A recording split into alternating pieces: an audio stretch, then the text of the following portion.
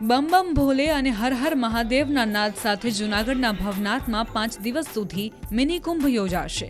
ગિરનારની ગોદમાં મહાશિવરાત્રિના આ મેળામાં હજારો સાધુ સંતો અને લાખો ભક્તો ઉમટશે। 22 ફેબ્રુઆરીથી 26 ફેબ્રુઆરી સુધી યોજાનારા આ મેળા માટે દેશભરમાંથી આવેલા સાધુ સંતોએ અત્યારથી જ ધૂણી ધખાવી છે। ભવનાથ મંદિરમાં ધ્વજારોહણ સાથે જ મેળાનો શુભારંભ થશે અને મહાશિવરાત્રિની મધ્યરાત્રિએ મૃગીકુંડમાં સાધુ સંતોના શાહી સ્નાન સાથે જ મેળો પૂર્ણ થશે। અમારા શિવરાત્રિને દિવસે નાગાબાવાની રેવડી રાતના 9 વાગ્યાથી પ્રારંભ થઈ અને 12 વાગ્યે મૃગીકુંડમાં સ્નાન કરે। 22 તારીખે 22/2 શિવરાત્રિનું ધજા આરોહણ થાય 9 થી 12 સમય સુધીમાં। એની અંદર પહેલા જૂના અખાડા, આવાહન, અગ્નિ અને ભારતીય આશ્રમમાં તો આ ત્રણેય રુદ્રેશ્વર જાગીરીમાં। અને શિવરાત્રિનું મહત્વ આપણી શાસ્ત્રોની અંદર 3 રાત્રિ આપી છે: મોહરાત્રિ, કાલરાત્રિ અને શિવરાત્રિ। તો ચૈત્ર મહિનાની અંદર જે નવરાત્રિ આવે, આસો સુદ નવરાત્રિ, આસો મહિનામાં નવરાત્રિ આવે મોહરાત્રિ છે, પછી કાલરાત્રિ ચૈત્ર મહિનામાં, અને આ મહાશિવરાત્રિ। તો મહાશિવરાત્રિનું માતમ ખૂબ જ છે। એમાં 12 પહોરની પૂજા થતી હોય શિવજીની, તો 8 પહોરની ઘણા કરતા હોય।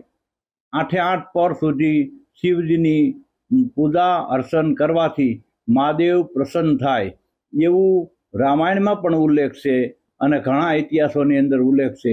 દેવાધિદેવ મહાદેવ આદિદેવ છે, તો એની સેવા પૂજા શિવરાત્રિ દિવસે ખૂબ ઉત્તમ છે। તો શિવરાત્રિના દિવસે આપણે મહાદેવની પૂજા કરી અને રેવડી નીકળશે, નાગાબાવાનું જુલુસ નીકળશે। આપણે ત્યાં જાણીએ છીએ કે શિવજી માટેની મહારાત્રિ એટલે કે શિવરાત્રિ, જીવ અને શિવને એકાકાર થવાની રાત્રિ એટલે કે શિવરાત્રિ। ભગવાન શિવ જ્યારે હળાહળ ઝેર પી અને જ્યારે એમને આખું મન એટલું બધું વિહળ થઈ ગયું, ત્યારે શાંત થવા માટે જ્યારે દેવતાઓએ એમને અભિષેક કર્યો અને એમને જે આશ્વાસન મળ્યું, જેને શાંતિ પામી, ત્યારે દેવતા ઉપર પ્રસન્ન થઈ અને વરદાન માગવાનું કહ્યું।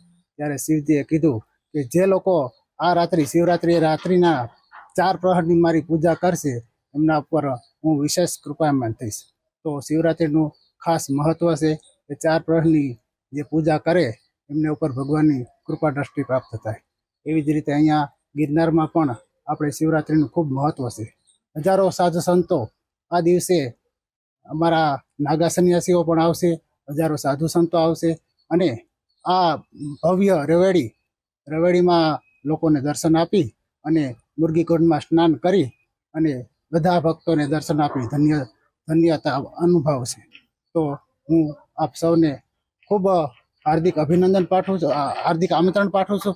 આ બધા પધારો, મહાશિવરાત્રિનો દિવ્ય અને ભવ્ય મેળાનો લાભ લઈ અને સંતોના, ભક્તોના અને આ જે અન્નક્ષેત્રો છે એમાં ભજન અને ભોજનનો લાભ લેવા અચૂક પધારો। જય ગિરનાર।